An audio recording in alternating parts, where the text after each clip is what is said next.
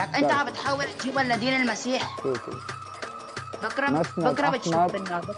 شوفي مسند المكثرين من الصحابة مسند عبد الله بن مسعود.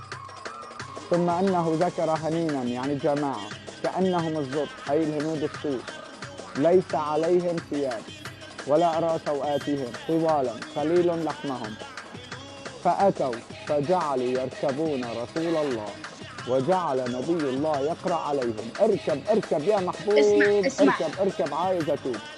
تمام. اجوا يركبوا عبد الله بن مسعود خاف ارتعب قعد خبط ايده ثم يركبوه.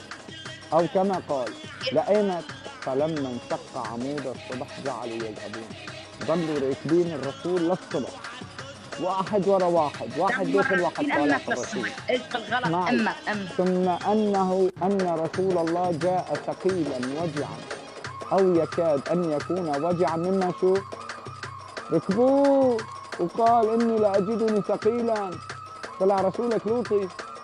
جعلوا يذهبون. من اين عم تجيبها؟ من مسند كتاب مسند الامام احمد. هاي كسر ايديك وكسر ايدين اللي كتبوا لك كلب سيدنا لك محمد. هذا الامام احمد بن حنبل